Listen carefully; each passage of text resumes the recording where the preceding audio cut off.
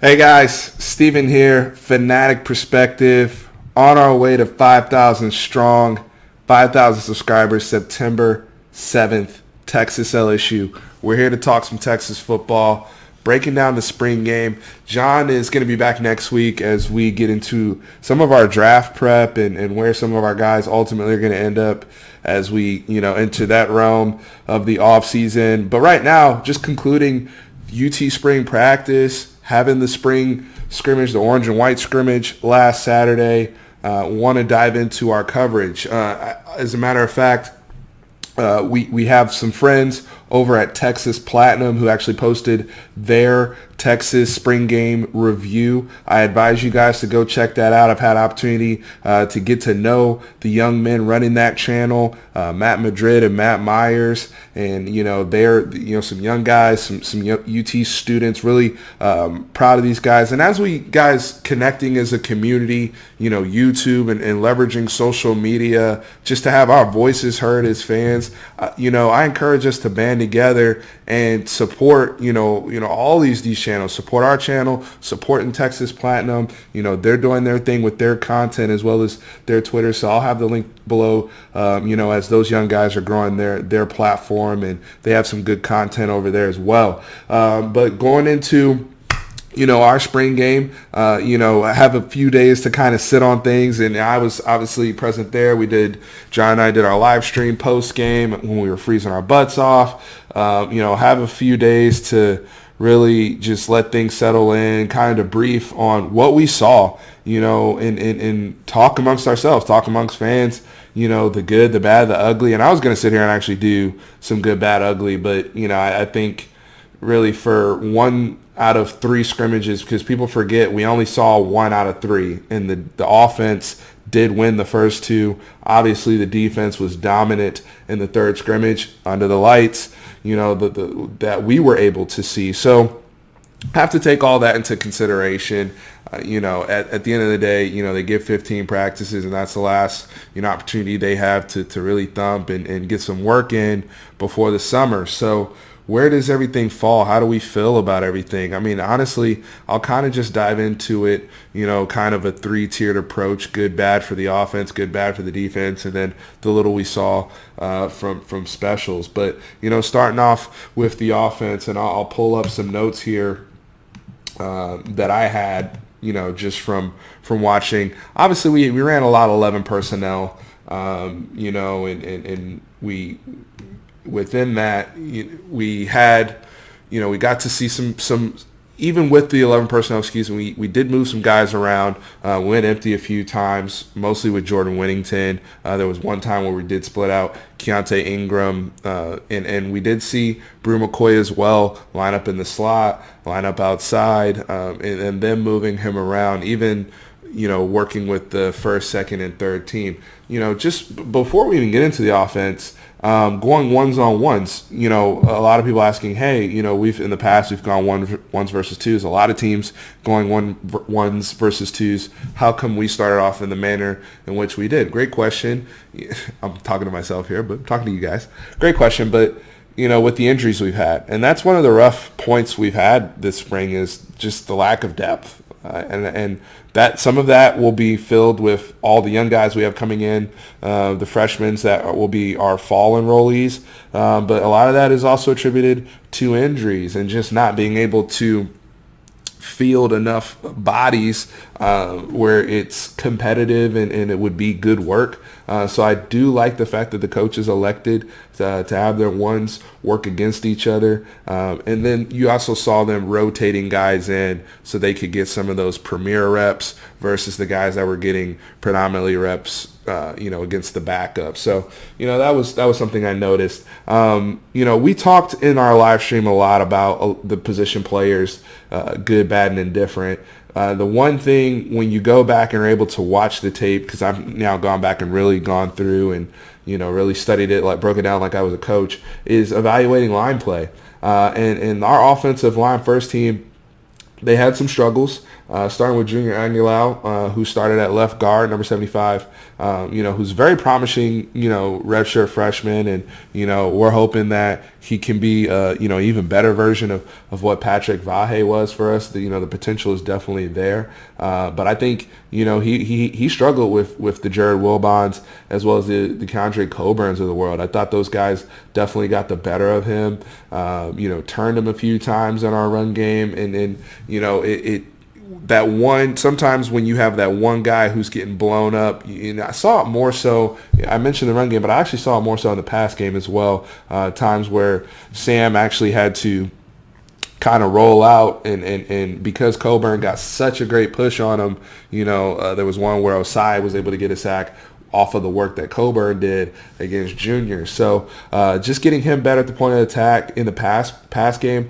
I think that's something that Patrick Vahe obviously struggled with for years here, and until he ultimately had to develop and get at least serviceable for us to have the success we had last season. So overall, I think that also played into Sam's footwork a little bit as guys were starting to get walked into his pocket. He was a little bit lazy with some of his footwork, and that's normally a strength of his. So I'm not worried about anything we saw from Sam. I know Casey Thompson outplayed him, and we'll get to Casey Thompson in a second on that particular day, but you're going to have bad days, and I thought that was just a bad day of practice for Sam Ehlinger. Just wasn't sharp. I know the wind, and we were there. There was 30-mile-an-hour winds, and it was hard to cut the football, and, the temperature dropping, and I get all that. But, when the pick he threw to McCulloch, great play by McCulloch diagnosing and just being sneaky and instinctive in his coverage. And we'll get to, the defensive guys in a second here. But I felt that, Sam just wasn't his normal sharp self, but he's a gamer, and I know when the lights come on August 31st against Louisiana Tech, he's going to ball out. When you put up 41 touchdowns and only 5 picks, you've earned the benefit of the doubt, so to speak. So, that's really the last I'll touch on Sam Ehlinger, and like I said, his quarterback run game, and guys, that's still going to be an essential element of our offense. I thought of all the plays we blocked, we still block QB power better than anything else on Saturday. That's still a staple. I don't know what it is. I don't know if it's an extra blocker. It's just something that we just go out and execute better than anything else that we run. So, I do believe that's something that is always going to help get Sam going, just his game, on a personal note. Now, going into the run game overall, we didn't get to see a whole lot of Kiante Ingram. We've heard a lot about his scrimmages and the weight and him, and we've seen some of the explosive runs on social media. So not to say that he hasn't had a good spring, just didn't see a whole lot of them. Obviously, Jordan Whittington got a lot of the work. I thought Jordan Whittington struggled a lot in the first half. Rewatching the game, and just seeing some things that I wasn't able to see in the stands. Just little things. And I think you're still seeing a player learning a new position. People see him at Cuero in the Wildcat formation, and he's running all over the place, and it's great. But playing the nuances, the little things, especially from a vision perspective and just having that wiggle, those are some nuances that a running back has that, other position, whether you're catching the football as a wide receiver in the open field or a quarterback scrambling, it's a different type of running. When you're running behind blockers on designed runs, it is a different mechanism. I thought Jordan Whittington did show us some things in the second half as he got more comfortable.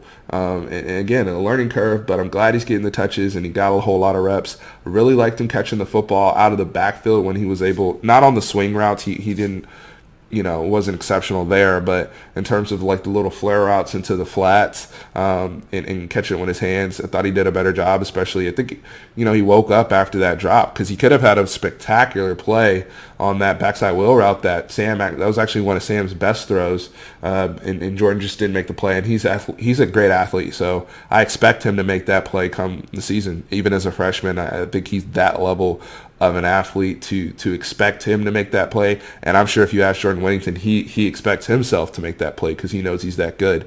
But McCulloch, who had a great day, he ultimately made him miss and had some big plays. What I was impressed with Whittington is his strength and balance.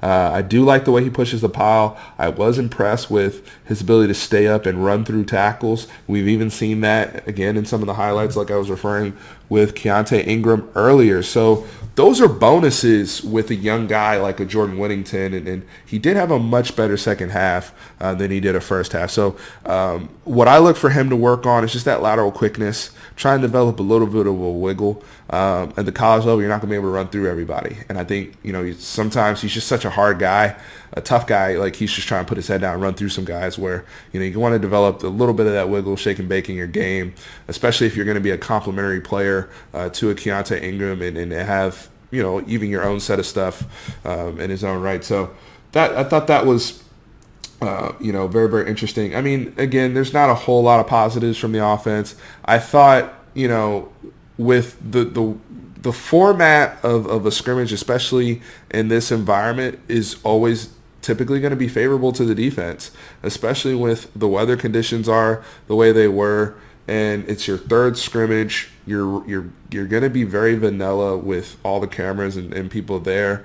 The offensive coaches are looking more for, let's just execute our base stuff, and the defense is going to be all over. It shouldn't be hard for, our secondary to diagnose the route combinations that are going on if we're running base. I think that's fair to expect, especially, when you're running predominantly, inside zone or outside zone, like just diagnosing that and flying to the football. I think those are easy things for a defense to diagnose in a scrimmage. However, we didn't execute very well in the basics offensively. We missed a lot of blocks, dropped a lot of passes. Contested catches weren't necessarily there. I mean, a few guys made, some nice contested catches, but overall, we look at a guy like a Malcolm Epps who was, coming into the game. A lot of us were talking about him, and I'm still a huge fan of Malcolm Epps, but, he struggled against Jaylen Green. He struggled at the point of attack, didn't take advantage of his size and his body. You heard Ahmad Brooks talking about that on the broadcast, just, being able to shield a defender. Look, he's not going to be a guy that's ever just going to break free wide open.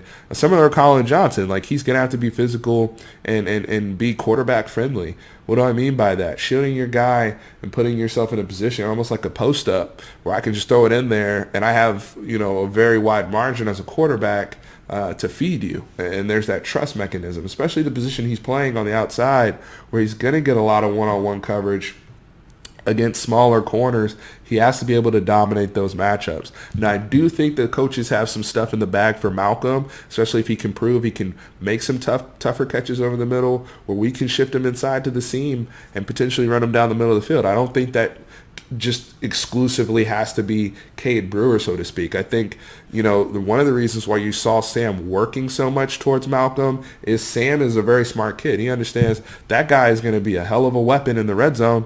That guy's going to be somebody I can target on third down when the defense kind of knows what we're doing, but he can just shield his guy in man coverage and I can get it to him on a slant. So, just continue to bang those things out. If he can get stronger in his technique, and really just, at the point of attack, when I'm talking about point of attack, I'm talking about, catching the football. I think that's something that can help us greatly because Little Jordan Humphrey mastered that last year, and that was one of the things that helped us be efficient as an offense, especially with the lack of big plays that we had. So very, very important to keep your eye on and overall improvement. There were some guys that I thought had some good days offensively. I liked what I saw from Samuel Cosme at left tackle. I thought he played, considering he's going up against, a rotation of like Taquan Graham, I think Moro Jomo and some other guys that were rotating in there that were providing a pretty good push. I really specifically in the run game, I thought Samuel Cosme did a great job of sealing and getting pretty nasty with some guys. I really like what I saw from him. His feet, he had a outstanding year as a freshman at right tackle. Now moving over to the left tackle spot, replacing Calvin Anderson, who held it down for us and bought us some time. Shout out to Calvin Anderson. Good to see Samuel Cosme out there doing his thing, and I think that's I have peace of mind there. Now even going to the twos, Casey Thompson's a bright spot. I thought overall, all things considered, his stat sheet looked ugly. But when, Rafidi Jamai, God bless him, but he's struggling out there, learning how to play center and really roll the ball back to Casey every other snap. It's really hard. And then on top of that, you're playing with the second team line who's been struggling as it is. They're trying to rotate and work some guys in, like Tyler Johnson, JP Urquidez and some other guys. It's a struggle. So I thought his poise and composure in the pocket, even in the face of when he was getting hit a few times, even though you're not really supposed to hit the quarterback, but he's getting hit a few times, and I liked it. I liked our aggression.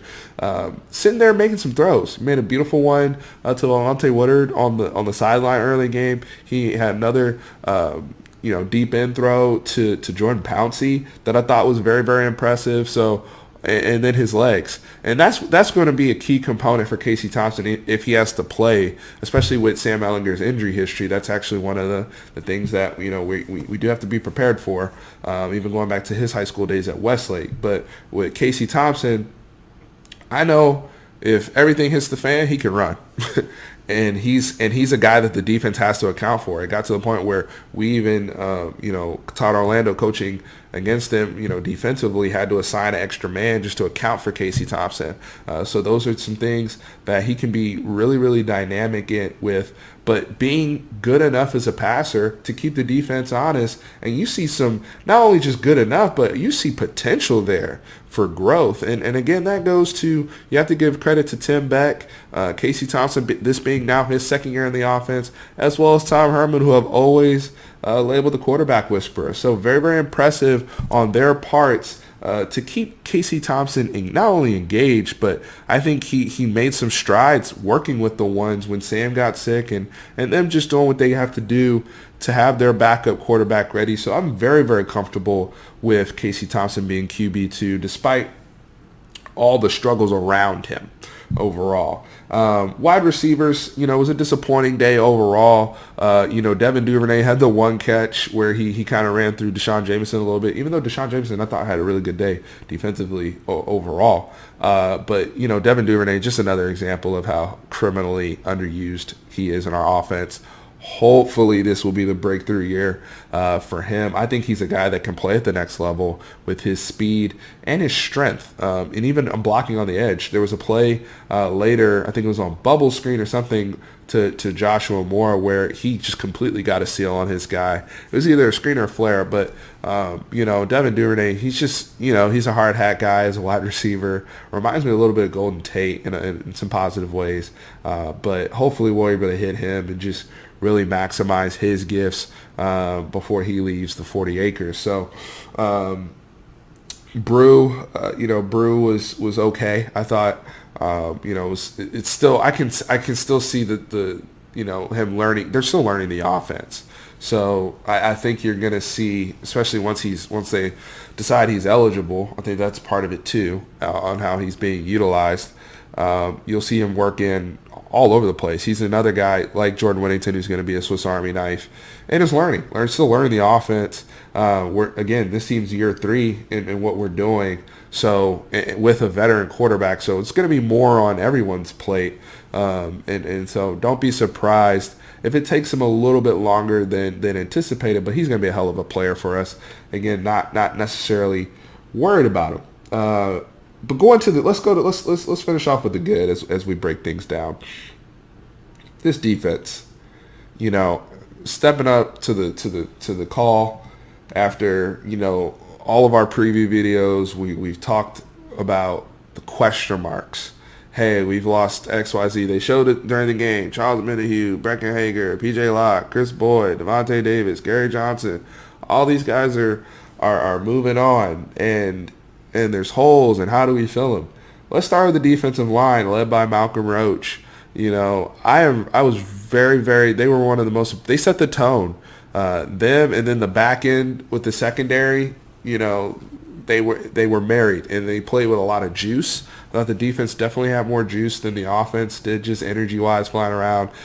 Jeffrey McCulloch looked like a leader out there. I felt that leadership that a guy like Anthony Wheeler and Gary Johnson provided us last year. So that was very encouraging to see. I think Keandre Colburn's freakish athleticism and his quick stuff, again, like I said earlier in the video, being able to monitor what's going on the offensive line when you're really able to like rewind and whatnot. And he's going to be a problem in the Big 12. I don't know too many teams that are going to have a solution to blocking Keondre Coburn consistently, especially if we're able to counter that with good snaps from Gerald Wilbon, good snaps from Jamari Chisholm, good snaps from Christmas Giles. That's a nice defensive rotation right there. And then you have, guys like a Taquan Graham who's turning into a grown-ass man already. You have Marquez Bibbage behind him who didn't really get to play, but and just overall on that defensive front, and then Malcolm Roach as well, just grown men up front. And I think overall, pass rushing wise, they might be better. They have guys, Todd Orlando, as they've recruited and kind of built to what this scheme is going to be on. How are we able to defend Big 12 offenses and turn them over and fluster teams while also being able to play big boy football when we have to, like we did in the Georgia game? We have the personnel to do that. And we're starting to see that even with the linebacking core that started out as a weakness, but it's starting to even look like a strength with Jeffrey McCulloch. And Deli was, I thought, impressive in the minimal stuff we saw him. But even the second team linebackers, the young boy Tillman, number 13, who's wearing Gerard Hurd's number, another early enrollee as a 3-star. He flashed a little bit with five or six tackles in there. We had some guys running around. Caleb Johnson, who's still working. Caleb Johnson didn't. I'm assuming he's still learning the defense because from my knowledge, he didn't really start practicing until like a week or two ago. Jacoby Jones, another guy who's more of an edge rusher. Joseph Osai, who's my favorite to arguably lead the team in sacks. So there's a lot of options there. There's plays I saw where Jeffrey McCulloch, who started off to me more as a pass rusher early in his UT career, now he's kind of the jack of all trades and going to be doing a lot of the things that Gary Johnson was doing. And I think he's going to be able to make up for, nobody's going to be as fast as Gary was and have that raw athleticism that Gary had. But I think where Jeffrey can make up the gap is with his instincts. And you saw that with the interception. You saw that on the wheel route where he was defending Kiante Ingram, was able to just swipe the ball away. Those are things you need to see because our linebackers are going to be asked to do those things in Big 12 football games. When you're playing Texas Tech, those are the type of concepts they run. So seeing that is encouraging from our guys. Those are really encouraging things. I know people are looking at, our offense stinks. We're not going to be able to score against LSU. Relax. But we needed to see this from the defense too. They needed a dub more than the offense did, in my opinion. So them able to come out and perform the way they did was brilliant. My MVP, who I have not mentioned yet, Jaylen Green, and he's my MVP because he set the, I talked about the defensive line setting the tone. He closed the door. I thought he was impressive all day long. Corner is one of the hardest positions to play, especially as a young player. He impressed the hell out of me. He impressed me because he's guarding a guy who's 6'7", almost 245 pounds.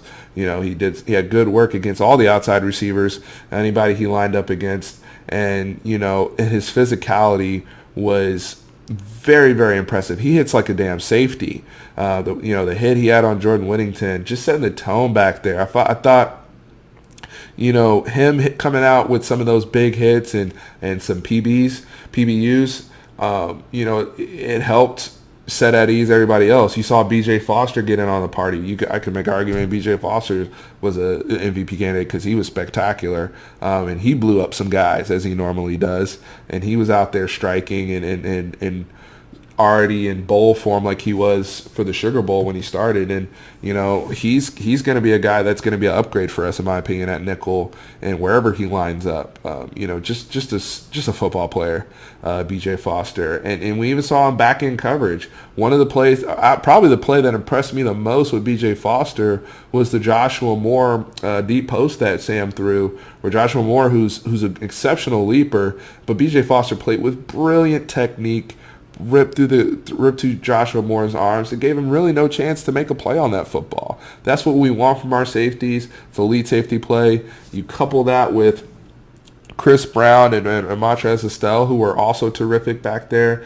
Chris Brown is the elder statesman in the secondary room alongside Brandon Jones, and it's been wonderful to see him develop and have a place in this culture. I think he's going to be a guy who, like Jason Hall was his senior year a couple years ago, and Todd Orlando's first year when they found a home for Jason Hall. I see that for Chris Brown and his leadership. Even when Caden Stearns and Brandon Jones return to the lineup, that safety room, it's a hell of a room. And then you're adding Tyler Owens to the room and Chris Adamora, and it's crazy. Overshawn's coming along. He blew up. He had a highlight play, even though it was against the quarterback, but I liked it.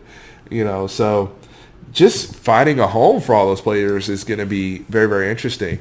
I liked the fact that our position versatility at corner. Desean Jamison looks like a guy who's able to run with, who's going to be able to run with anybody. I was also impressed, especially for him changing positions. He did a good job on some open field tackles, on some bubble screens.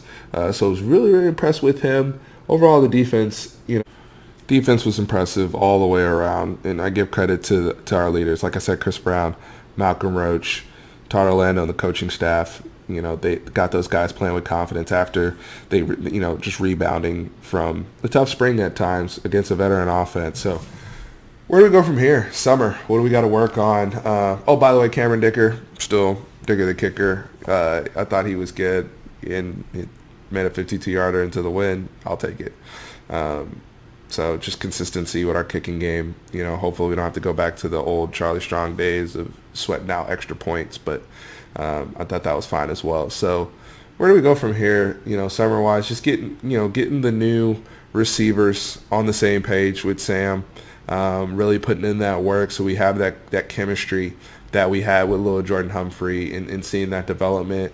Colin Johnson stepping up with leadership. Right now, you heard Tom Herman say we don't have a lot of rah guys, and that might be the case, but I did see Colin Johnson pulling guys aside, and even Gerald Wilbon, and at all these tiers of our offense and our defense, just a workman-like approach with this football team.